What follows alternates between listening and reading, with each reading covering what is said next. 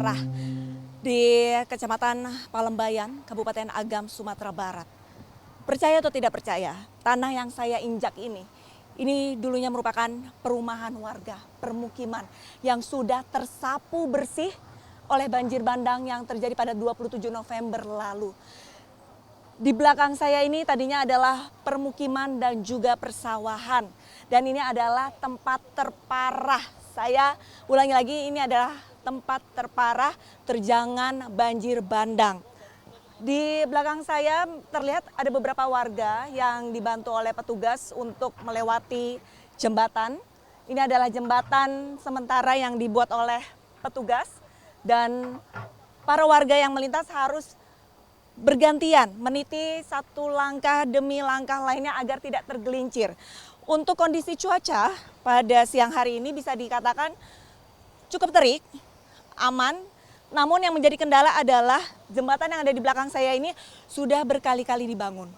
Namun sayang, jika hujan turun dan debit air sungai ini semakin tinggi, maka batang-batang pohon pinang yang dijadikan jembatan sementara ini juga ikut hanyut, pemirsa.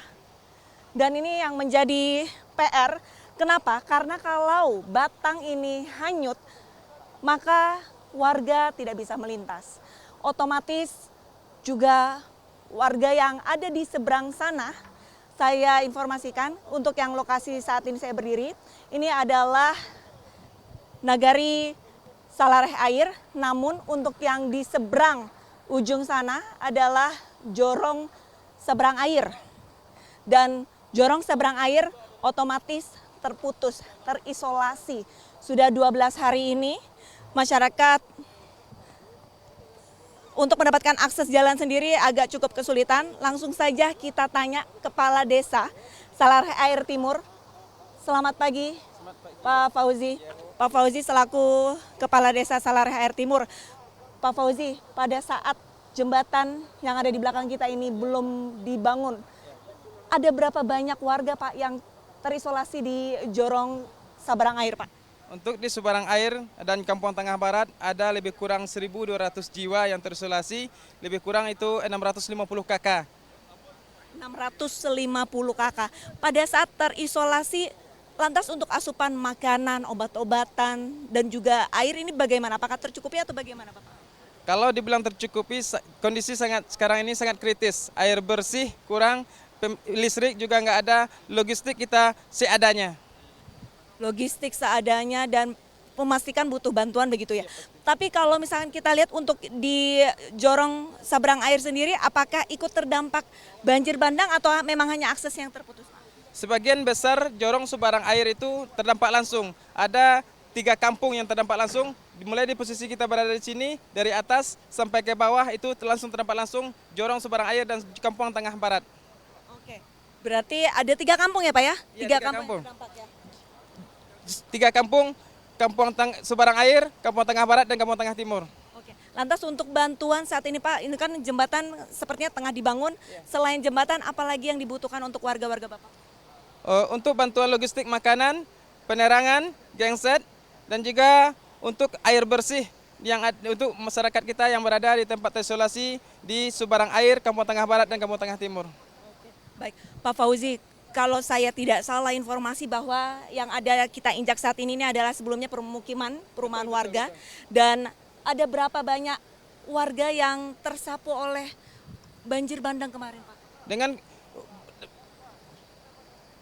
sangat banyak warga kita mulai dari atas sampai ke bawah itu pemukiman dan persawahan padat, lebih kurang 300 warga kita yang hanyut ke bawah gelodo. Bapak sedih warganya hilang? Tentu sangat sedih karena kami ikut mengevakuasi, mengeluarkan yang selamat dan mengeluarkan jenazah. Bagaimana semuanya kita lakukan secara bersama-sama dengan masyarakat kita. Bapak sudah mendapatkan data sudah berapa banyak warga Bapak yang meninggal? Data masyarakat kita meninggal secara keseluruhan itu 300. Alhamdulillah yang ditemukan sebagian udah ada 150. Masih banyak yang tersisa yang belum ditemukan. Saya turut berduka Pak Fauzi atas kejadian ini dan semoga jembatan segera dibuat secara permanen ya Pak ya. Siap. Baik. Kami jembatan kita kemarin ini sudah dibuat, sudah selesai jembatan. Jadi airnya besar lagi dan jembatan hanyut. Sudah 2 kali hanyut jembatan kita. 2 kali hanyut. Sekarang lagi diupayakan lagi oleh sama Bapak Polri untuk mengupayakan gimana jembatan kita darurat bisa lagi dihubungkan untuk kampung kita seberang. Baik, terima kasih banyak Pak Fauzi atas waktunya. Saya mau bergeser, mohon izin, permisi. Dan pemirsa, tadi sudah disampaikan oleh Pak Fauzi, sudah 2 kali jembatan sudah dibangun namun hanyut. Kita tanya kepada Komandan Unit SAR ya, Pak Syamer, Pak Ibtu Syamer.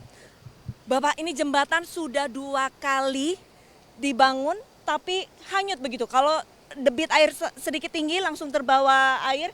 Nah, antisipasinya agar tidak terulang kembali bagaimana Bapak? Ya, terima kasih Mbak. Kita sudah mengantisipasi, mempelajari tinggi debit air sungai.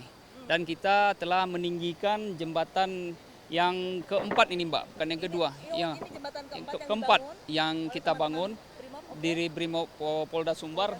Jadi kita telah mempelajari setinggi apa debit air yang maksimal. Jadi kita telah meninggikan jembatannya, mudah-mudahan tidak debit air naik, mudah-mudahan jembatan ini tidak kena air. Dan pendistribusian bahan makanan, obat-obatan ke desa kampung seberang air bisa lancar. Begitupun bagi masyarakat yang ada sakit atau keperluan apapun bisa menyeberang. Dan kita telah memasang dari Subbrimob Polda Sumbar solar panel untuk penerangan desa seberang air. Karena desa ini terputus total dengan tidak adanya aliran listrik. Dan kita akan menambah 2 lagi solar panel untuk dipasang di kampung seberang air Mbak. Demikian Mbak. Oke, berarti ini adalah jembatan keempat yang dibangun untuk melancarkan distribusi. Ya. Lantas Pak, yang menjadi kendala Pak, selain debit yang cukup tinggi, apa saja yang dialami oleh petugas Pak? Siap. Mungkin cuaca Mbak, cuaca yang berubah-ubah. Sedang pengerjaan jembatan, kadang-kadang hujan datang seketika. Jadi pengerjaan jembatan ini tidak bisa cepat gitu Mbak. Karena iya, siap. Ini kan berarti bisa dikatakan jembatan keempat dan temporary ya Pak, sementara. Kira-kira apakah sudah ada komunikasi dengan stakeholder tertentu untuk membangun jembatan yang bisa dikatakan semi permanen atau mungkin permanen Pak? Mungkin dari Pak Wali mungkin Mbak. Kalau kita dari personil Subbrimob, kita cuma membantu masyarakat. Mungkin dari pihak pimpinan mungkin sudah ada koordinasi Mbak. Berarti untuk saat ini Brimob fokus untuk membuat jembatan sementara untuk pendistribusian logistik. Logistik dan obat-obatan Mbak. Tapi kalau misalkan data dari Brimob sendiri Pak, kebutuhan-kebutuhan warga yang ada di seberang, yang jorong seberang air ini kebutuhannya yang paling urgent apa saja sih Pak? Apakah sudah tercukupi semuanya? Yang paling urgent itu Mbak, bahan makanan Mbak. Bahan makanan, pendistribusiannya karena kalau di sini putus Mbak, mereka tidak bisa kemana-mana lagi. Mereka terisolir. Jadi mereka tidak bisa makan Mbak. Begitupun anak-anak yang keperluannya susu Mbak, akan terputus. Berarti untuk data-data kebutuhan logistik yang penting, yang dibutuhkan sudah didata dan nantinya akan didistribusikan. Pak Syamer, saya ingin konfirmasi untuk aliran sungai ini cukup deras. Lebarnya bisa dilihat ini 5 hingga 10 meter, tapi kalau misalkan melihat sisa-sisanya, nah ini jadi berapa lebar kali lipat dari yang sungai normalnya ini Pak? Iya Mbak, ini mungkin lebih kurang ada 150 sampai 180 Mbak lebarnya. Dari yang awalnya 10 meter menjadi 150 sampai 180 nih Mbak kira-kira ini. Yang begitu lebarnya ini sama disapu air. 1 kilo ya Pak Wali ya sudah 1 kilo. Ya. Oke, berarti sebelumnya sungai ini memang lebarnya 5 sampai 10 meter, namun karena dampak banjir kemarin sungainya jadi melebar hingga 1 kilometer Pak. Siap, betul sekali Mbak. Melebar jadi 1 kilo. Sawah-sawah dan perumahan yang ada di pinggir sungai ini sudah tersapu semua. Ini kita lihat, ini sudah menjadi sungai seluruhnya ini. Tapi Pak Syamer, saya mau izin bertanya kalau misalkan untuk informasi saat ini, satu kampung yang terisolir, apakah ada kampung lain yang saat ini juga masih terisolir Pak? Yang di seberang sungai ini maksudnya Mbak? Adakah kampung lain Pak selain seberang air? Ada Mbak, ada kampung beringin di atas yang belum dan tulang gajah namanya yang baru kita akan setelah ini akan laksanakan pendistribusian bahan makanan Mbak dan obat-obatan. Baik, terima kasih banyak informasinya Pak Syamer. Tadi merupakan keterangan dari kepala desa dan juga petugas yang tengah membangun jembatan ini karena memang kurang lebih ada 1.200 warga di Jorong Seberang Air yang membutuhkan bantuan. Mereka terisolasi, mereka membutuhkan bantuan makanan dan juga listrik.